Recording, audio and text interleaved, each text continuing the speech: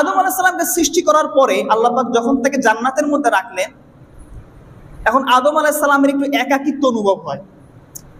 মানে মনে হচ্ছে কি যেন একটা নাই, একটা শূন্যতা আদম আলাইহিস সালাম তিনি অনুভব করতেছেন। একটা পর্যায়ে আদম আলাইহিস সালাম তিনি ঘুমায়ে পড়লেন। ঘুম থেকে উঠার পরে দেখলেন যে আদম আলাইহিস সালামের পাশে একজন নারী বসে আছে, তার নাম হচ্ছে হাওয়া আলাইহিস সালাম। সুবহানাল্লাহ বলেন। আদম আলাইহিস সালাম জিজ্ঞাসা করলেন, তুমি কে? তুমি এখানে কোত্থেকে আসলা? হাওয়া আলাইহিস সালাম বললেন যে আল্লাহ পাক আমাকে আপনার থেকে সৃষ্টি করেছেন যাতে করে আপনি আমার থেকে প্রশান্তি অনুভব করতে পারেন। সুবহানাল্লাহ। ভাই, নারী পুরুষের এই যে একটা পারস্পরিক আকর্ষণ, এই যে একে অপরের প্রতি মুগ্ধ হওয়া, ইমপ্রেস হওয়া, এটা কিন্তু জান্নাত থেকে চলে আসতেছে। কথা কি বুঝে আসছে? এখন আদম আলাইহিস সালাম যখন হাওয়া আলাইহিস সালামকে স্পর্শ করতে যাবেন, এখন বিয়ে করা ছাড়া কি স্পর্শ করা যায় কোন নারীকে? এখন জান্নাতের ভিতরে আদম এবং হাওয়ার বিয়ে পড়াবে, সেখানে তো কোনো কাজ হিসাব নাই। আল্লাহ পাক রব্বুল আলামিন নিজেই কাজী হয়ে আদম এবং হাওয়ার বিয়ে পড়ায় দিয়েছেন। সুবহানাল্লাহ পাঠ করেন। এরপর আল্লাহ পাক রব্বুল আলামিন আদম এবং হাওয়া আলাইহিস সালামকে জান্নাতে অবস্থান করার সুযোগ করে দিলেন। আল্লাহ পাক রব্বুল আলামিন পবিত্র কোরআন সূরা আরাফের মধ্যে আমাদেরকে জানিয়েছেন, আল্লাহ পাক রব্বুল আলামিন বলেন, وَقُلْنَا يَا آدَمُ اسْكُنْ أَنْتَ وَزَوْجُكَ الْجَنَّةَ وَكُلَا مِنْهَا رَغَدًا حَيْثُ شِئْتُمَا وَلَا تَقْرَبَا هَذِهِ الشَّجَرَةَ فَتَكُونَا مِنَ الظَّالِمِينَ। পড়েন সুবহানাল্লাহ। আল্লাহ পাক রব্বুল আলামিন বললেন, হে আদম, তুমি এবং তোমার স্ত্রী জান্নাতের মধ্যে বসবাস করো। জান্নাতের ফলমূল তোমাদের যা মনে চায় ভক্ষণ করো, জান্নাতের যেখানে মনে চায় তোমরা বিচরণ করো, তবে তোমরা এই নিষিদ্ধ গাছের নিকটবর্তী হয়েও না, কারণ তোমরা যদি এই গাছের নিকটবর্তী হও তোমরা জালিমদের অন্তর্ভুক্ত হয়ে যাবে। আল্লাহ পাক ওয়ার্নিং দিলেন, জান্নাতে থাকো, যা মনে চায় বিচরণ করো, ফলমূল খাও, কিন্তু এই গাছ, নিষিদ্ধ গাছের নিকটবর্তী হবা না। দেখেন, একটা শিক্ষা এখান থেকে গ্রহণ করেন। আল্লাহ পাক নিষিদ্ধ গাছের ফল খাইতে আল্লাহ পাক কিন্তু নিষেধ করেন নাই। আল্লাহ পাক বলছেন, ওয়ালা তাকরাবা হাযিহি শাজারাতা, এই গাছের কাছেও যাবা না। আপনি গাছের কাছে গেলেন, আপনি গাছের ফল খাবেন, ঠিক কি না? তো এখান থেকে আমাদের শিক্ষা হচ্ছে যে গুনাহের কাজ, আপনি গুনাহ করা দূরের কথা, আপনি গুনাহের কাছেও যাবেন না। কথা কি বুঝে আসছে? কোরআন শরীফ আল্লাহ পাক অন্যত্র বলেন, ওয়ালা তাকরাবুজ জিনা, তোমরা ব্যভিচারের নিকটবর্তী হইও না। ব্যভিচার করা তো আরো পরে, আপনি ব্যভিচারের কাছে গেলেন, আপনি ব্যভিচার করবেন। তো গুনাহ জিনিসটাকে আল্লাহ পাক এতটাই অপছন্দ করেন, গুনাহ করা দূরের কথা, আপনি গুনার কাছে যাবেন, আল্লাহ পাক সেটাও পছন্দ করেন না। কথা কি বুঝে আসছে? আদম এবং হাওয়া আলাইহিস সালামকে আল্লাহ পাক ওয়ার্নিং দিয়ে বললেন, তোমরা জান্নাতে যেখানে মনে চায় বিচরণ করো, তবে তোমরা এই গাছের কাছেও তোমরা যাবে না। এখন শয়তান, সে যেহেতু আদমের কারণে অভিশপ্ত হয়েছে, তখন থেকে শয়তানের মাথায় একটা জিনিস ঘুরপাক খায় যে কেমন করে সে আদমকে বিভ্রান্ত করবে। আদম আলাইহিস সালাম জান্নাতে বিচরণ করতেছে, জান্নাতের ফলমূল খাচ্ছেন, জান্নাতের পোশাক পরিধান করে আছেন। শয়তান কেমন করে আদম আলাইহিস সালামের শরীর থেকে জান্নাতের এই কাপড় খুলবেন, শয়তানের এখন একটাই পরিকল্পনা। এই পরিকল্পনার অংশ হিসেবে শয়তান জান্নাতের ভিতরে ঢুকে আদম এবং হাওয়ার অন্তরে ওয়াসওয়াসা এবং কুমন্ত্রণা দিয়েছে।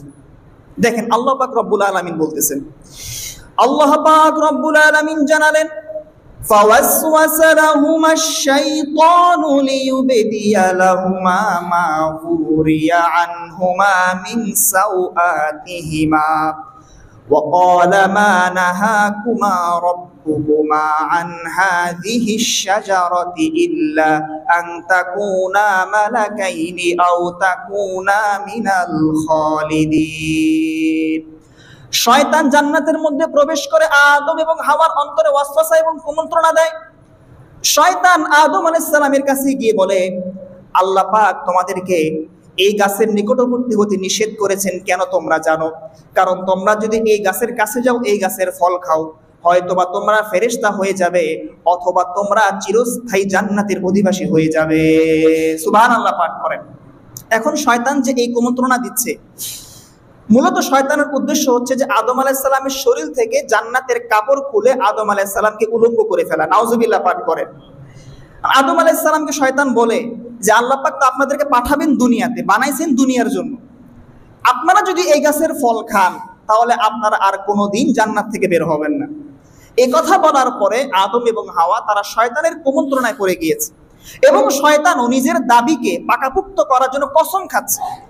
আমরা যে কোনো দাবি একটু পাকাপুক্ত করতে গেলে কসম খাই না? আল্লাহর কসম করে বলতেছে আমি কাজটা করি নাই। শয়তানও কসম খেয়ে বলে ওয়াকাসামাহুমা ইন্নী লাকুমা লামিনান নাসিহিন, যে আমি আপনাদের শুভাকাঙ্ক্ষী এবং হিতাকাঙ্ক্ষী হিসেবে বলি, কসম খেয়ে বলতেছে আপনারা এই গাছের ফল খান আর কোনোদিন আপনার জান্নাত থেকে বের হবেন না।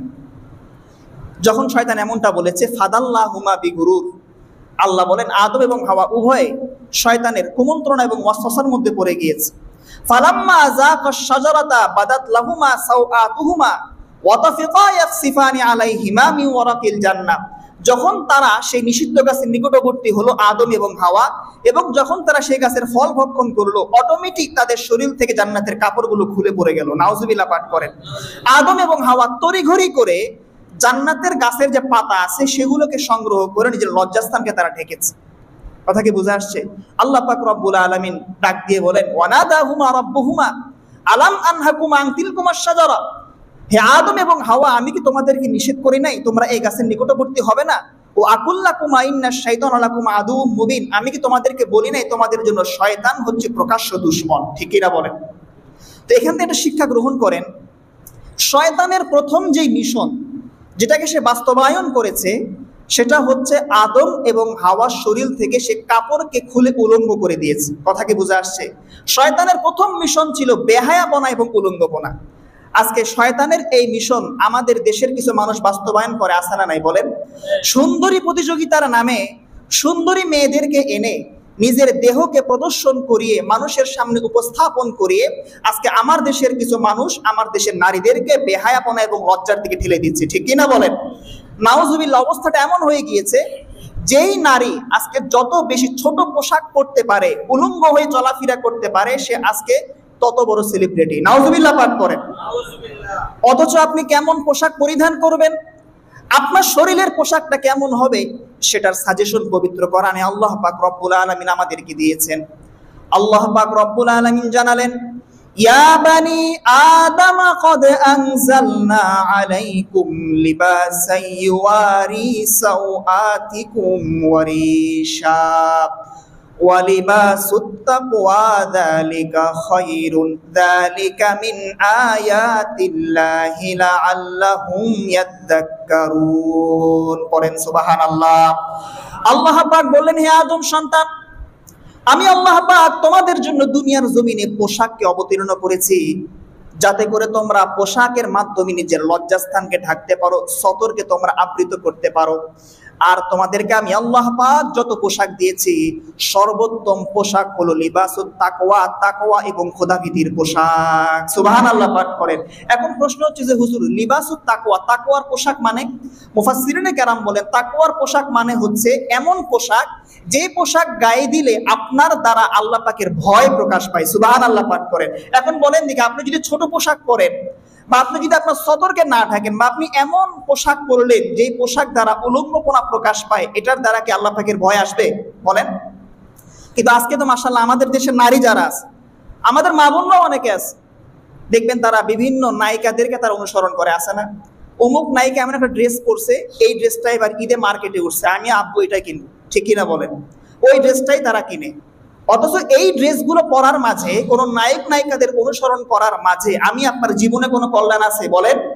যারা আজকে আধুনিকতার নামে ছোট পোশাক পরে, যারা আজকে আধুনিকতার নামে উলঙ্গ হয়ে চলাফেরা করে, তারা মূলত তাকওয়ার পোশাক পরে নাই, তারা বেহায়াপনা এবং লজ্জার পোশাক পরেছে। ঠিক কিনা বলেন?